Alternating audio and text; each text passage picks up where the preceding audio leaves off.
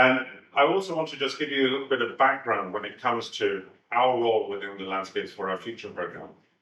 And when I first started in this position, I was given 22 proposals.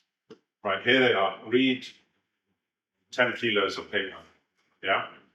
And what emerged very quickly from all of these proposals was that how the different projects across the world were implementing ILM was extremely diverse. Yeah, very, very diverse approaches to how they thought about it, yeah? And that presented us with a problem, because as a scientist, you're trying to find consistencies. You're trying to see that there is some strand across all of these projects that will allow us to say, yes, they're practicing ILM, all right?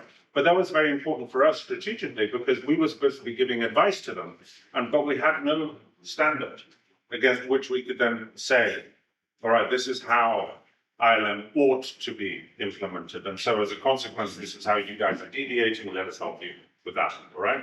So we didn't actually have that. So what we evolved, and many of you have seen that, were these 6 dimensions of ILM, what we call the 6 dimensions of ILM. But that was a hypothetical. And it was our job then to work together with the projects to disprove the hypothesis. That's how the scientific process works. This presentation emerges out of that exercise. And the disproving process then comes from visiting each one of the projects, learning how they think about ILM, learning how they're implementing that, and where it's going. It's also got a lot to do with these kinds of workshops here, all right? And it's one of the things that we are particularly concerned about, both within the projects themselves, but also more broadly when we think about ILM, is what I like to call the in-betweenness of things. Right, and you'll see why that's so relevant here. And it's exactly the kinds of things that we began talking about and which emerged from the workshop very robustly, I think, is that, for example, compared to the beginning of the week, we basically have a community of practice now. We do. And that what constitutes the glue of that practice? We talked about trust a lot yesterday. Yeah, and we talk about collaboration, which then requires a great deal of trust. We talk about cooperation. We talk about social dynamics, if we're going to sum it all up. There's social dynamics. And this is the glue. And it's fundamental to successful ILM. It's absolutely fundamental. And yet, on the one hand, the ways in which we develop or write about ILM does not really allow for us to use this kind of phrasing. And yet it's critical to the success, right? The other thing that, because of this diversity amongst all of the projects, and because we're researchers, we have to, of course, go to the literature. What can the literature tell us, and what can support these emerging perspectives from within the 22 projects? And one key body of literature that has appeared is this area of systems. All right, and what we're going to do today is to think about ILM from a systemic perspective. All right. And so essentially, we're going to talk about what systems are. Secondly, why we should focus on them. Why does it matter to use that kind of perspective? And then, and I'm explaining this as when we get to that relevant section, how do we change system direction? Right? Because that's what we want to achieve. We want to change the direction of the system, but it's any, we judge the current direction to be wrong, bad, problematic, whatever it might be. We want to change the direction. But I will start with a quotation, which, in deference to our French colleagues, comes from a great French writer. There is not much about landscapes in the classical literature. This one I found particularly powerful, right? Just as an amuse-bouche for the rest of the presentation.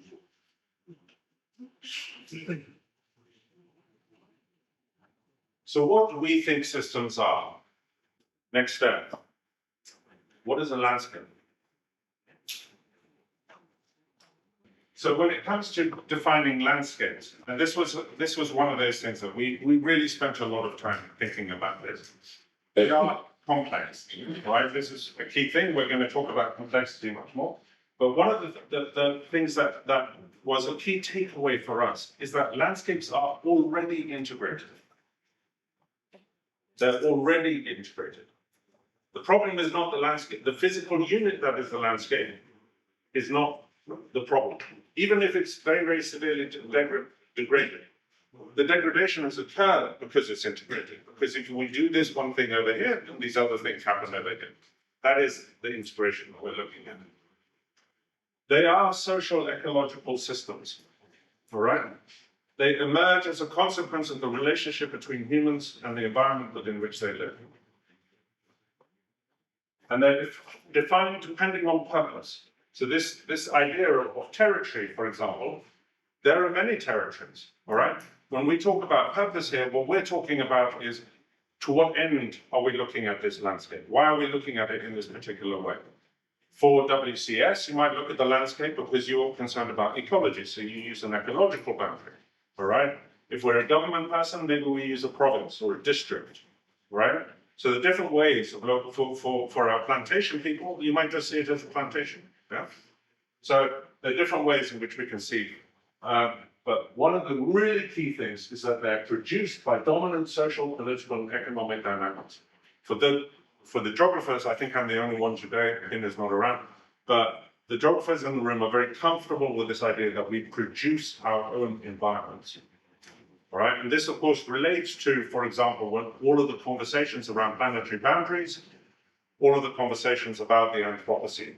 We produce the new crust of the earth. There is recognition that we did this. We are responsible for it. And then when we take that a step further to thinking about how do we then define integrated landscape management, it is a process. This very important aspect. It's not. It's a means to an end. Yeah, for fostering co-creation. This is also very important, especially within the context of multi-stakeholder platforms, for co-creating sustainability and resilience in landscapes through adaptive, inclusive, and integrating strategies. Basically. And we've bashed this as much as we can, and this is probably the best definition out there. And incidentally, the extent to which we look at the projects and the inconsistencies, not necessarily a bad thing. It's not necessarily a bad thing. The inconsistencies in how people think about integrated landscape management also says a lot about this kind of work. It's thinking about how do we advance it, precisely what the question is all about for this workshop, is that we are filling a very considerable knowledge gap.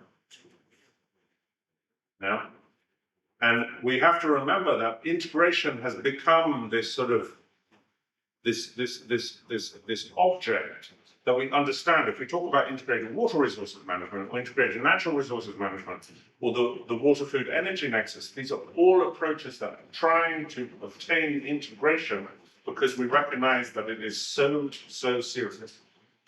It's incredibly serious being able to achieve this. So let us go all the way back to, I think it was 1978. Those of you in my age group, you may remember that in those years there was a publication that was understanding the systems, the interconnectivity between the elements in the system. That is what we're interested in here. The glue, the trust, the collaboration, these sort of non-tangible things that have to accompany any kind of process that we get involved in when we talk about systems. The other thing that we want to draw attention to is that systems, when you have all of these different elements, you have 10 billion elements, right? And the nature of the relationships between them is insane. It's not just what element A having a relationship with element B. It's not just that. Element A has got 5 different types of relationships with element B. Element B has relationships back to element A, right? And then we've got 10 billion others. But when you fly above it, the bird thing we call it, when you fly above it and you see the systems begin to adapt to external pressures, to internal pressures, right? And they begin to obtain characteristics that we can observe. And that's why, for example, we can say there is such a thing as German society, and it's distinct from French society, despite the fact that there are millions of different elements within it. We can observe it. We can see those differences between them. There is distinction.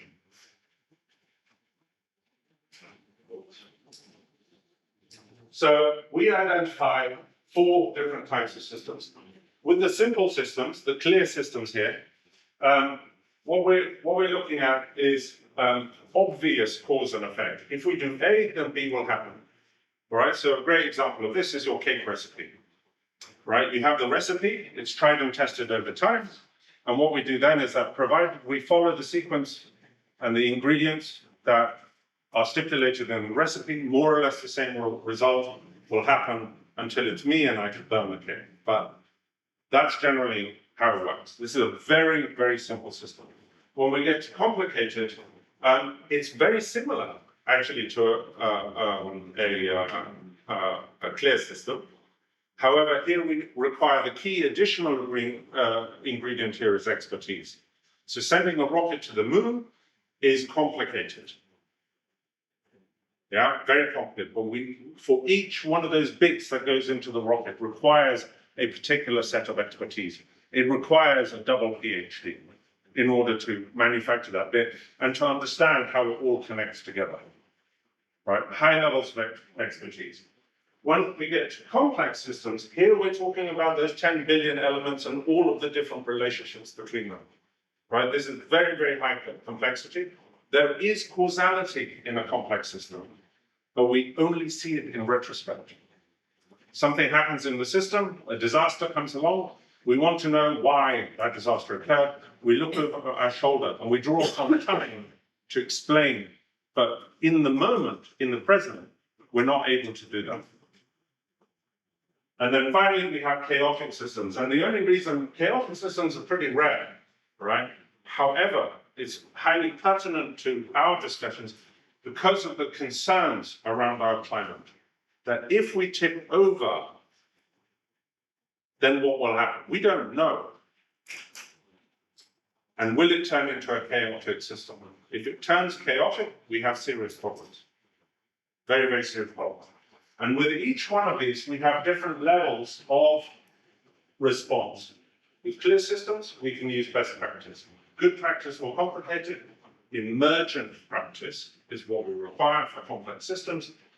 Novel practice, nothing precedent has no meaning in a chaotic system. And the 2 key takeaways from these different types of systems is that on the right-hand side, we have very high levels of predictability. We know what's going to happen next.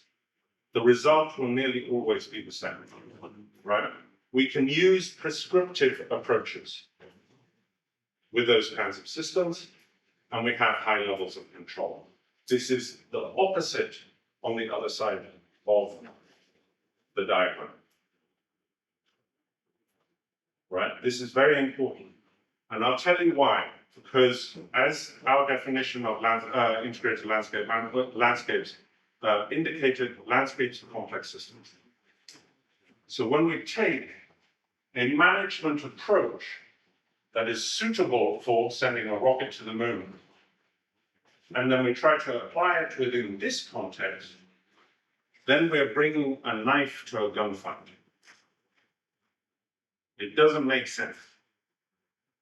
There's an inherent contradiction with that kind of approach. And yet, we do it all the time. All the time. And this is what results. Yeah? This encapsulates then that contradiction. And one of the reasons why this actually happens, and here the metaphor then, is that we look at a typical education progression, and that our vista, the breadth of our vista, the way in which we look at the world, at kindergarten level, non-specialized, completely not. Here the emphasis tends to be much more on behavioral aspects. Yeah? And that as we progress through it, and we get down here, to a high level of speciality. Yeah, very high levels of specialization. And we support this culturally. Oh, my daughter has got a double PhD now. You know, and everybody goes, ooh, that's amazing. So maybe that's much more of a reflection of the fact that she spent that amount of time with her education. Or maybe that's a reflection of the fact that we spent so much money getting her there. All right, maybe. However, another way of looking at it is that she's also been taught to ignore other stuff. And so our basic theory is that, okay, if she was a particle physicist, right, but then we're going to get a bug ecologist here, and we're going to get some urban geographers over here, all of these different specialities, right? And we imagine that we can populate this with all of these dots then, all of these specialities emerge in how we try to address the world. But it's the interconnections between them that counts. If we can't see the big picture, and we can't see that elements from outside of our speciality is affecting the thing that we're studying, then we have a problem. If I'm a social scientist and I don't understand what that rock is contributing to social trends, I'm not seeing it. Okay? And this then filters down into the ways in which we establish projects. All right? And so typically, when you put together a proposal, the proposal template will ask you for 3 key things. The first of which we talk about the project zone, and here we have outputs being delivered. Our deliverables, people often get incredibly preoccupied about those deliverables. We have our outcome zone, outcome delivery. We misuse the term outcome all the time. Outcome is a change in human behavior, right? If you want sustainability of projects, this is what you have to focus on, not this. You have to shift your focus into the future with your hypotheticals and try. But you don't get project sustainability just through output delivery. And then finally, we have the impact zone, which is way down the road. There's a huge temporal dimension to all of this. And this is so hypothetical as to be useless. It's so far down the road. And yet, we ask for it. That's what proposals want to see. But it's pointless. Completely pointless. And the reason why we structure it this way is because, in particular, is around the control function. Right? We want high levels of control. That's a political statement. Very important. We have very high certainty too. And then finally, this, of course, because of this, this is against which we design our contracts. We contract against those things. We do not contract against these things because there's higher levels of uncertainty. Right? And over here is just the zone of fantasy. Right? This is very important because we get compressed, generally speaking, and it's one of the things that violates against the ability to implement effective ILM, is how we set up our products. Yeah. And incidentally, this is also something, you know, this is much more along the lines of trying to make productive or useful statements about if we want to change the world and we want to move it into the outcomes, then we need to revisit ways in which we set up products. And it's not just, it's everyone. It's not just the EC. Yeah. And incidentally, the other thing that I should emphasize here, and this goes back to that issue, is that the landscapes are socially produced. This is why it's so important. It's because it doesn't matter what problem we identify. When you look at the drivers that cause that problem to occur, we understand that somebody somewhere is doing something to cause that problem. And so a behavioral focus is necessary. What are we going to do to change those sets of practices? Right. I always go with Mike Tyson myself.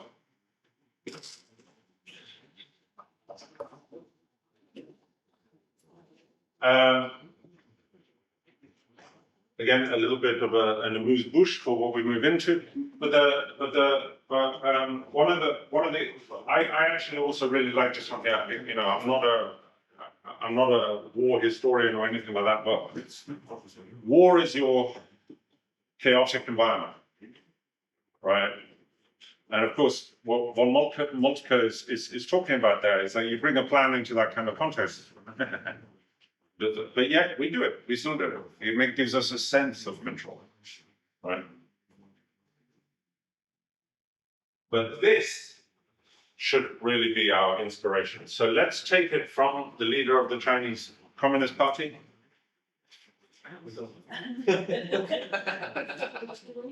Sorry, let's not talk about 1978.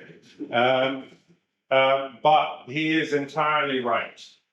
And this goes exactly to what we're talking about at Santi, right? So we encounter a river, it's foaming, let's say, it's not too violent, maybe there's a lot of sediment in it. You feel your way across, and you're using your feet, and then you encounter a hole. What do? We back up, right? I think this metaphor is one of the best ones for good practice. So here is our system, right? We call this the hairy arrow. Right? These are all of the processes happening within the system. Yeah. Now, systems always have purpose. They're designed to do particular things. It might be 25 things or whatever it is. We need to discover why that is. That's part of the reason why systems really, really matter. But they also have direction. All right, and the directionality is a key point of how we're thinking about integrated landscape management. And the system, the directionality of a system at its most basic is imposed by time. The system is progressing through time. So we have that movement happening. But there's also other things that motivate system directionality. And the four key things that we may need to unpack this. I don't go into these in great detail, but in our next question round, we can do that. But I mentioned that with our 6 dimensions, the adaptive management remains a key focus for how we address integrated landscape management. In a complex system, and adaptivity is the only way we can progress through it. We have to be adaptive. That the metaphor from the Chinese Communist Party is what we're thinking about. Feeling our way, but in particular, reversing. Try this, it works, progress. Try this, it doesn't work, reverse. Right? In our definition of adaptive management, they're called small time, small step experimentation. Right? You need to be cautious as well. Because when you're dealing in a social environment, you don't want the consequences to obliterate everybody's livelihoods. That's not what you want to have achieved. Right? So we really, this adaptive management and how we can conduct ourselves, that becomes incredibly important. We talk about leadership teams. The leadership teams, of course, are also adaptive, all right? So as circumstances change, you might want to switch out people within the leadership team.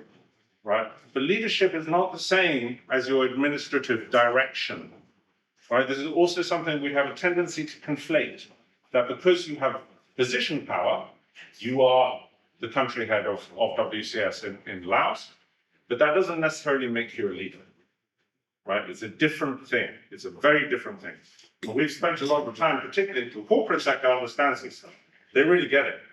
Right? Leadership is much more about making sure that the people within your team accomplish the goals that they want to achieve, right? It has a great deal to do with delegation. Again, when we talk about control, that's an issue. People don't like delegating, especially when they made it to the top of the pile. You've become the minister.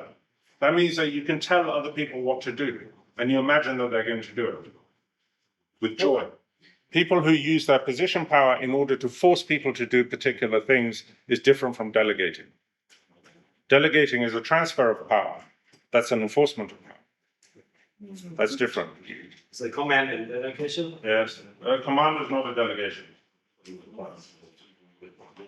We give power of decision making, we decentralize. Yes. And actually, when you look at adaptive designs, very much so. It's this idea that here is the alternative present that we want to achieve. How are we going to do it? Go off and think. Let's come up with this. You know, everybody talks about Google. You know, the way in which Google organizes itself, which is all around team formation. The whole idea is that they've created a physical space that they think is going to enable that to happen. They have divested themselves of rules, for example, that they don't, for example, demand a dress code. They don't mind it if you bring your skateboard to work. They want you to be happy because they understand that happy people generally produce better results. Yeah. And in here is one of the areas, or actually there's three really key things here. The first of which we've already touched upon during the course of the workshop, and those are the soft skills. All right? We bring in, you know, we have a conservation thing, we bring in a rhino specialist, we bring in a lizard specialist, yada, yada, yada, very technical people, all right? The next thing is, how do we bring in the specialists who are able to enable a community of practice, people like Van, right? That is a serious skill. I can't do it. I know what I can't do, right? And that's one of the things. It's also one of the reasons, incidentally, why I'm very good at delegating, because I know just how limited my skill set is. I don't have a problem with it.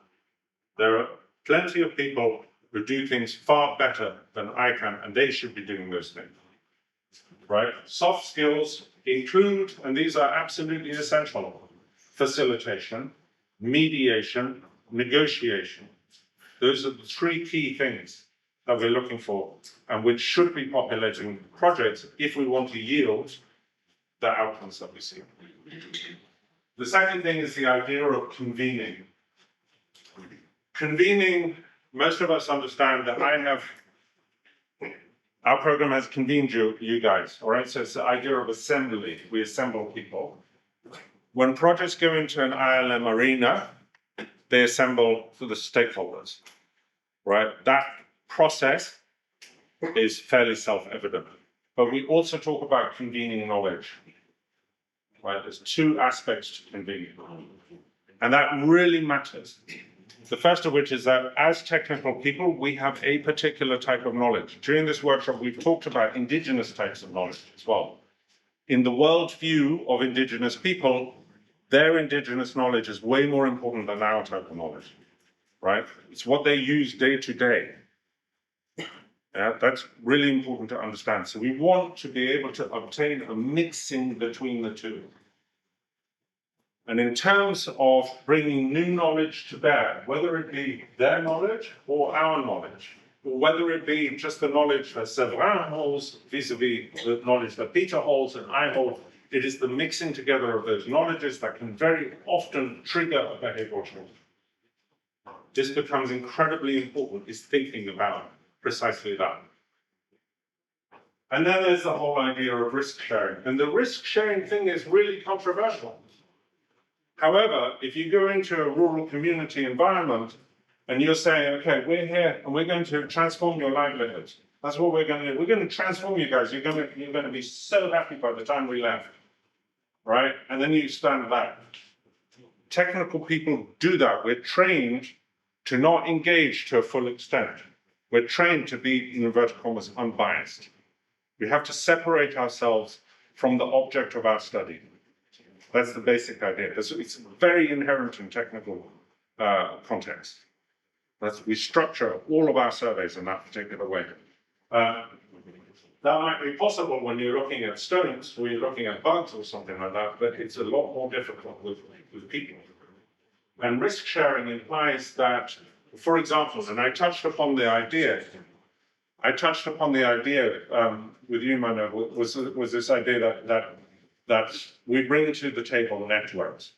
We bring to the table people that we can actually talk to. So then when we identify community problems, then we can take it up the ladder. We can be messengers.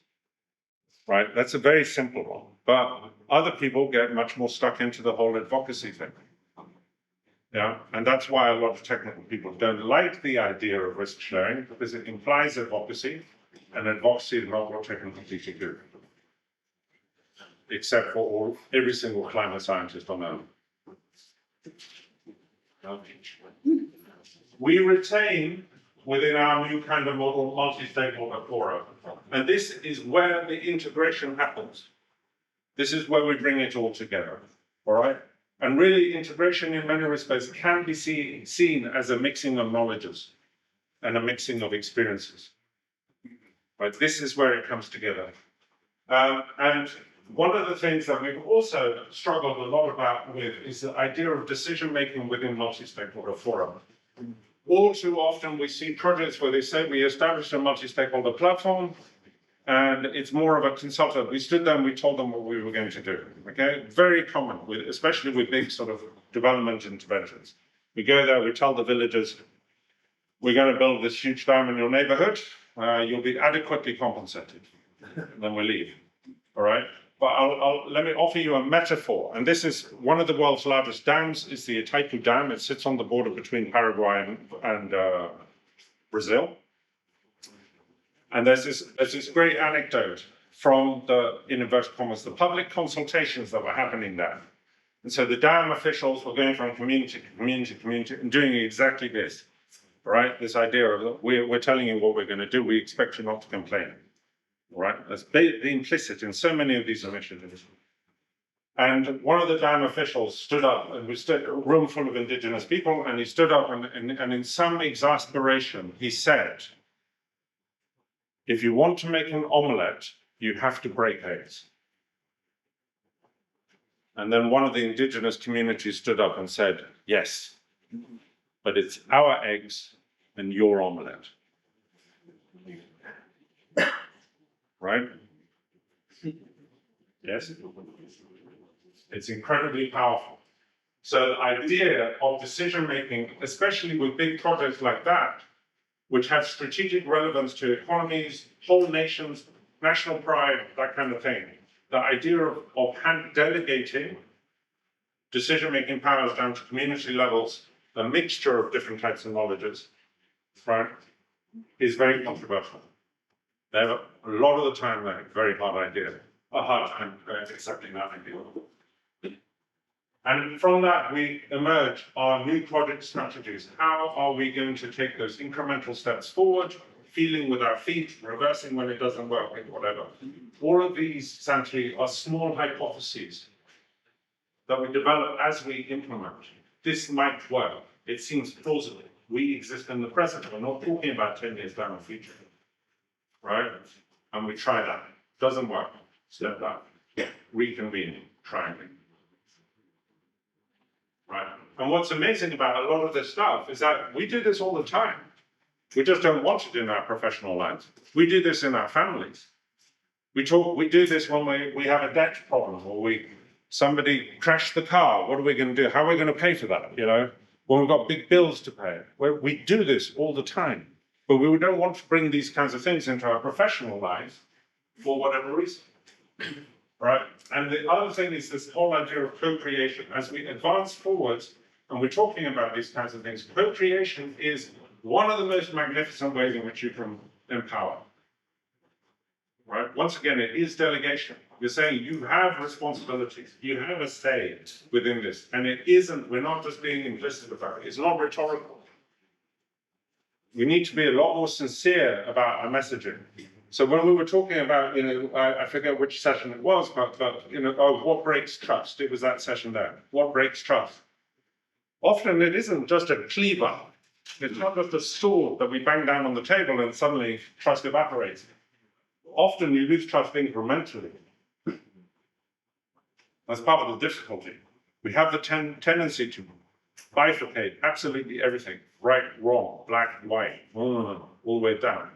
And yet we exist in between those extremes all the time, and we forget our language demands that we don't see our everyday, our normalcy in those particular ways.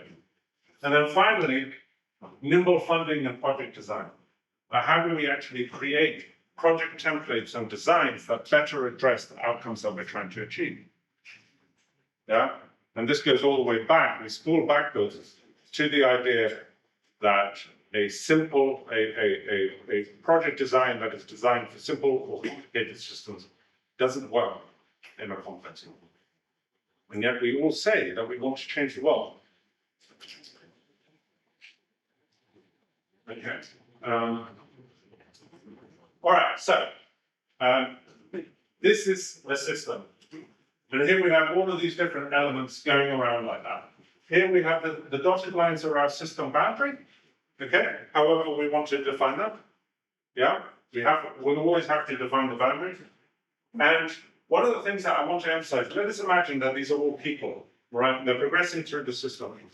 One of the things that we pay very little attention to is that every time they interact, there's an intersection here, and then an intersection here. Every time they encounter another element, an element moving through the system, there is a tiny change that occurs. It's a tiny, tiny change. Do you agree that systems organize themselves? No. Ah, interesting. Okay. Vanilla Meadows disagrees with me. But because that's why we have complex adaptive systems. Complex adaptive systems are systems that organize themselves in particular, I'm going to use the word, directions. All right. And there is a reason for that. Now, it might not be the reason that one actor within the system wants. It is the merging of those different interests that then provide the system with its overall character and directionality.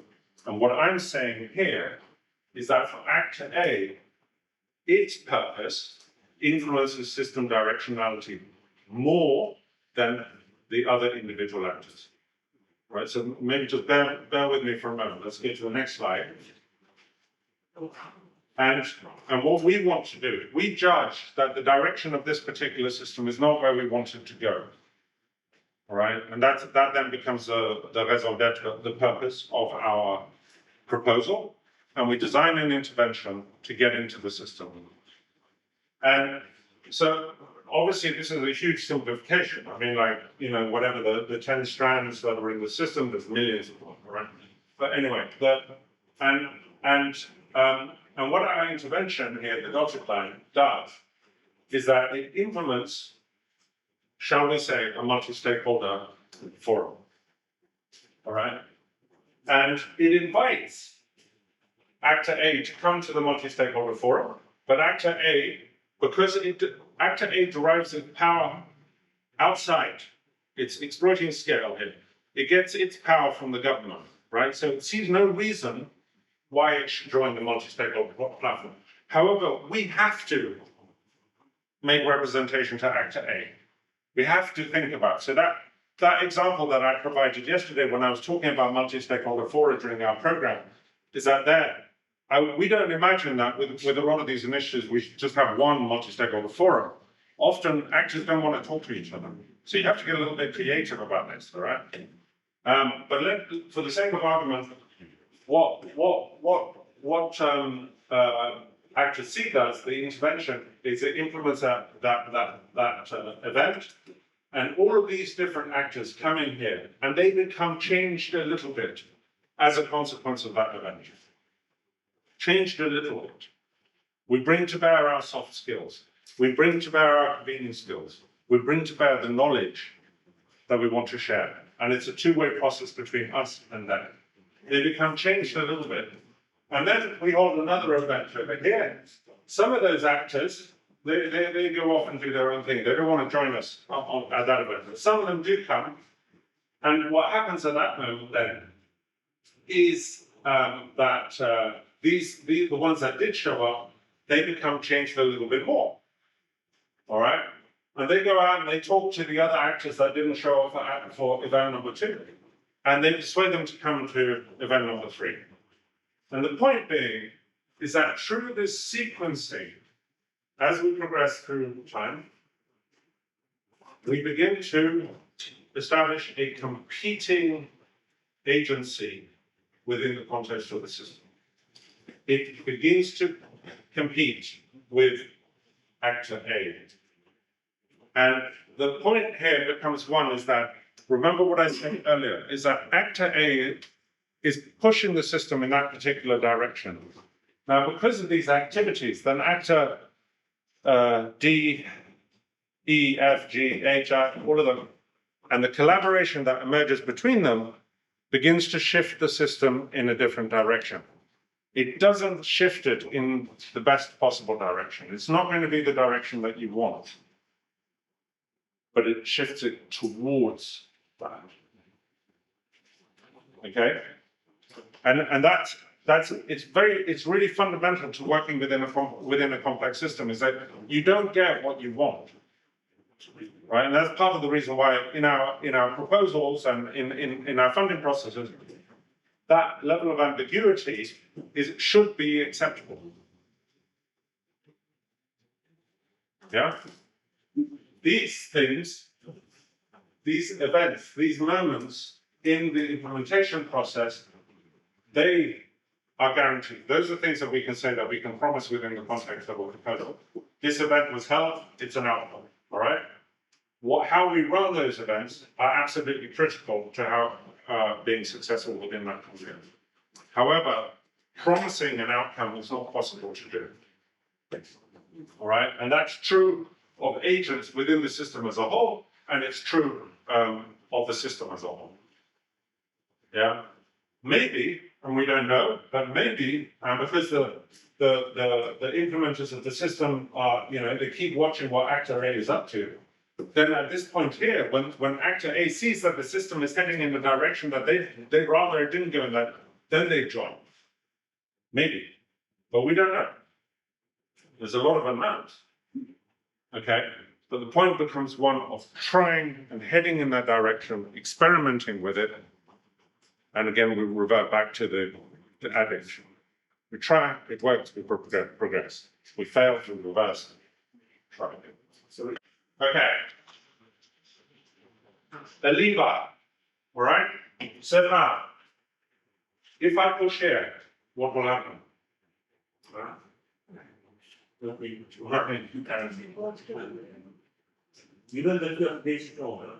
Unless you're very strong. Yeah. So unless you're really, really strong, something, most of the time nothing will happen. You want to push here. Yeah. All right. So this is another area of thinking that so again, going back to Donella Meadows, she advocates that we have to identify or understand our interventions and systems in terms of levers. Okay? And she came up with 16 different interventions. These guys here have conveniently organized these into 4 broad areas. This here, and incidentally, so man, you make a good point. This is where we typically locate our policy. Right, this is where regulations, government interventions, and so on, typically occur here. They tend to be small time. They address an immediate problem, right? Not necessarily a long-term societal problem. Right? And we know this. We know that a lot of what governments actually do with, for example, how we're going to address the climate crisis is small scale, small time, tight, because they don't want to get too ambitious. They don't want to disturb the order of power. They don't want to disturb their control system, right? That's particularly their strategic interest. This focuses on system elements rather than the relationship between them, right? This one here, these are the feedback loops that Pete was talking about. These are the system interconnections. That is another area where intervention can help. But of course, as we progress further out of the lever, we're getting greater strength being delivered into the state, so to speak. Right? But then we get into the really promising ones. Okay, focusing on institutional change and finally behavioral change. Right? And part of the difficulty here, and this is, I realize that for Nicholas and other donor agencies, they recognize that this is a key bugbear of ours. is that also when you move down here and we go back to our temporal metaphors, these are your quick fixes. These are systemic fixes, right? These take more time. Yeah. Okay, and so where have we gone with all of this? Is an overall design of thinking about how we can position integrated landscape management. We phrase it in systemic terms. The problem is heading in the system is heading in the wrong direction. All right, and what we want to do, our mission, is that we want to change system direction. We understand from the outset that our context is complex, and we will evolve. We will evolve our strategies because we're adaptive. That is our implementation structure. And in the middle of this, the key function of the intervention is to convene people and knowledge. Those are the two key things we think. We may be wrong. And we use our strategies are the ones that I've already touched on. Nimble-footed funding, multi-stakeholder forum, and leadership team. That's where we have arrived. I'm going to skip that. Here is, if it's not an amuse-bouche, what comes at the end? And a aperitif. An aperitif. A digest. Just to finish this off.